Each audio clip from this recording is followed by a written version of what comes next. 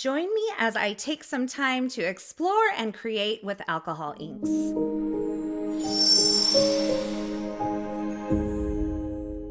Hey everyone, it's Carissa Wiley here for Alta New. Thanks for joining me today. Today I am creating 3 holiday cards featuring the new Sun-Kissed Delights, Blushberry Bliss, and Jade Dreams alcohol inks. These are really designed to refill the coordinating alcohol ink markers available at Alta New, but today I'm going to be using them to create some alcohol ink backgrounds. And these colors are absolutely beautiful. You can see that each collection has 4 different colors, just like the Alta New ink pads in the coordinating colors. And all of their colors are really designed to coordinate together across their inks, their alcohol markers, and their cardstocks. For the backgrounds that I'm creating with the alcohol ink, I will be using an alcohol ink cardstock. Now, this is a synthetic cardstock. It doesn't feel like traditional cardstock. It feels kind of more like plasticky, and it really allows the alcohol ink to move across the surface. This particular brand is the Yupo brand, and I'm just trimming it down to some small panels that I can use on my finished card projects. Now, here's the deal. I don't want to ruin my manicure. I just got my nails done, so I'm putting on a pair of gloves to protect my hands because this alcohol ink, it is going to get everywhere, and this is a really free-flowing technique. Now, in addition to the alcohol inks, I'm also going to be using some alcohol ink blending solution. You can also use rubbing alcohol. They do kind of perform a little bit differently, but you should really experiment with this. And this background creation is all about experimenting. I have sped up the footage, but I have left in all of the backgrounds that I created during this little crafty session. They come together rather quickly. They're easy to create, but you do have to just have that kind of experimentation vibe happening as you create. Now, on the first background, I added my inks, and then I used some alcohol blending solution to kind of move the inks a little bit, and I am using a little blow tool. This is actually designed to use with a marker. You can use other tools. You can even blow it with a straw, but you don't want to like breathe in this alcohol ink too much, like right up close to it. So I would just caution you about that. Now for the second background, I'm using the Blushberry Bliss colors, and I did add the alcohol blending solution to the cardstock before I added the color. So there's a couple of ways you can do this, and as I mentioned before, this is kind of something that you just have to be open to the experiment of creating with these inks. As you kind of create with them more, you'll learn how they move and how they blend. And that's really what I set out to do today, was just to learn a little bit about the inks and how they move and how I can create with them.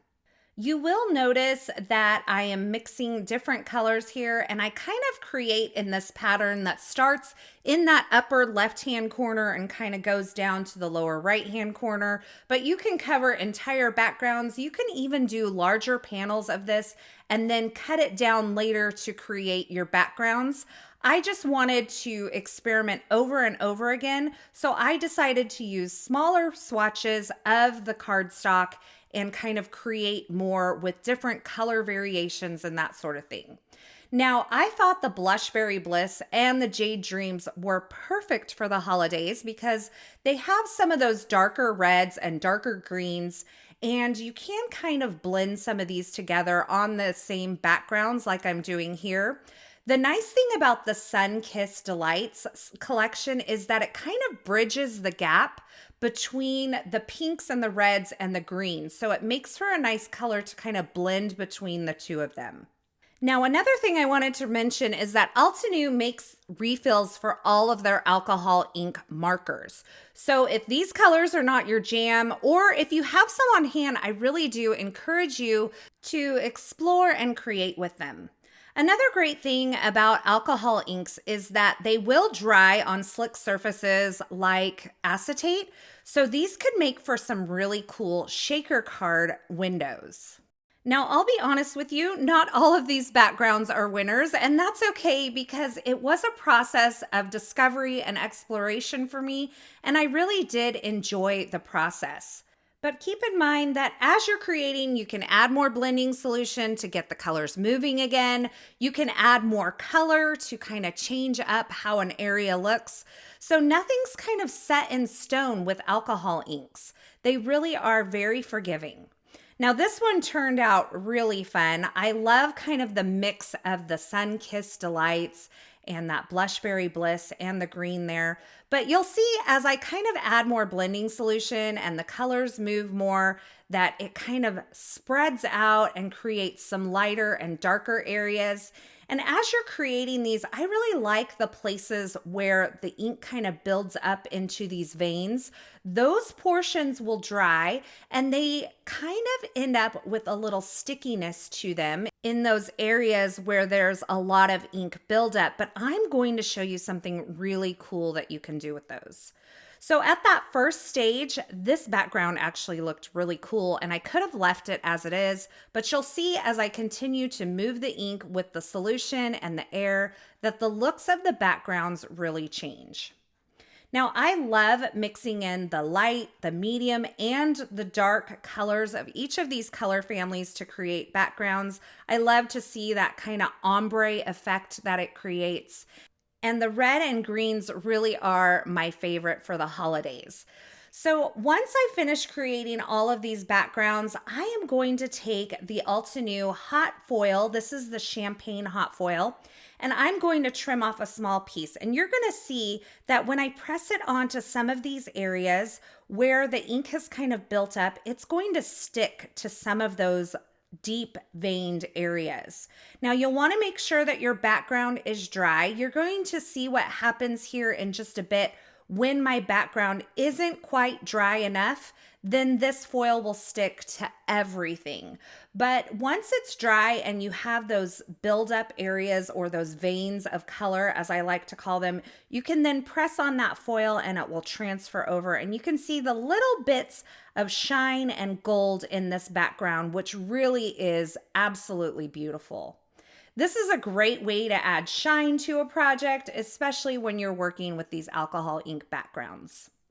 Now here's an example of a background that wasn't dry enough and then I added my foil over the top. You can see there's a lot of foil on this background and maybe that one wasn't a winner, but I'm going to continue on doing this with several of the backgrounds to add this bit of gold shine. You can kind of control where you're placing the foil as well by just cutting off small pieces or just using your finger to press it into specific areas. Now, once I have the foil added to the backgrounds that I want to use, I'm going to start some die cutting. And for my sentiments, I'm going to be using the Timeless Sentiments 3 die set from Altenew, along with some brushed gold cardstock. I thought this brushed gold would be a nice complement to the champagne. And this Timeless Sentiments die set has some great holiday sentiments. Peace and joy, all is calm. And there are several others in the set that I really love because they're very unique. I'm going to cut the word of these sentiments out of the brushed gold cardstock, and I'm using my Perfect Picker tool to kind of poke it out of the die. And then for all of the shadow layers, I am going to die cut them from some vellum. The vellum is really a great choice for these cards because it doesn't take up a lot of visual space, but it will still create that shadow layer around my sentiments, and I love the way that this looks on top of those alcohol ink backgrounds. Once I have my sentiments and shadows die cut, I can add some liquid glue to the back of the sentiments and adhere them to the shadow layers. You can see I now have all of these beautiful sentiments for my holiday cards. Now to embellish these, I felt like they needed just a little something, and so I pulled out the Berry Branch die set from Altenew, and I'm just using 2 layers of this layering die set. I'm using the berry layer and the branch layer. There is also a leaf layer, but I didn't want these to become overwhelming on the cards, so I'm just using the 2 layers together, and I love that you can kind of customize your look by using 1, 2, or 3 of the layers of this die set.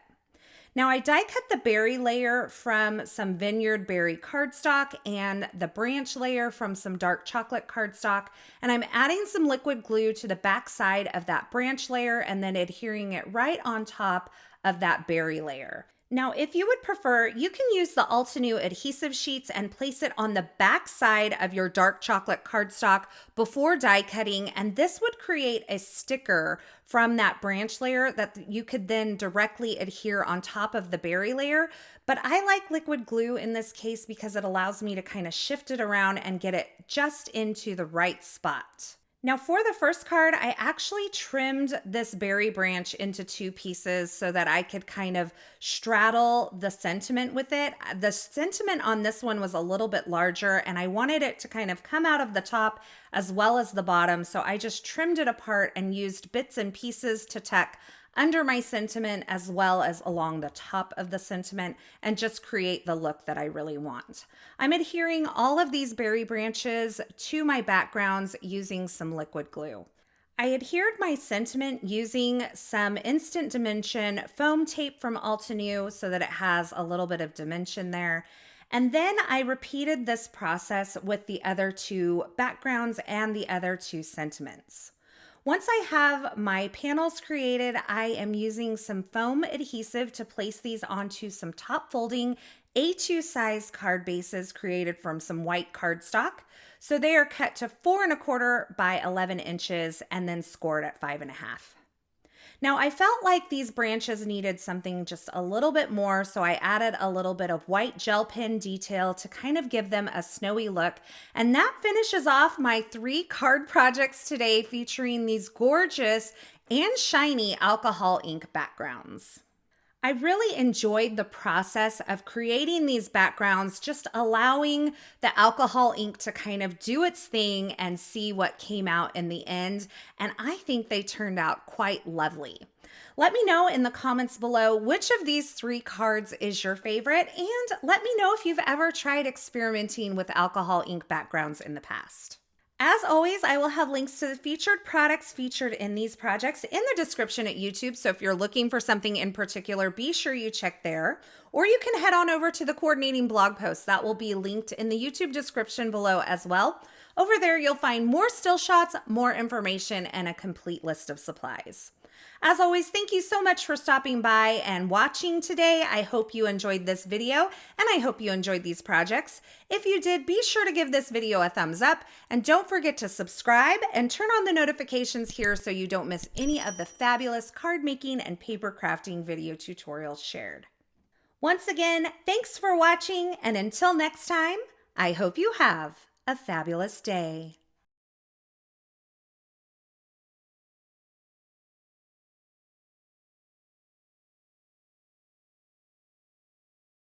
Hey there, Lydia here. I really do hope that you've just enjoyed the video. If so, please subscribe to the Altenew YouTube channel. Also, turn on the notification bell so you can get your daily dose of crafty techniques and tutorials just like this. Thank you so much for watching. Bye-bye.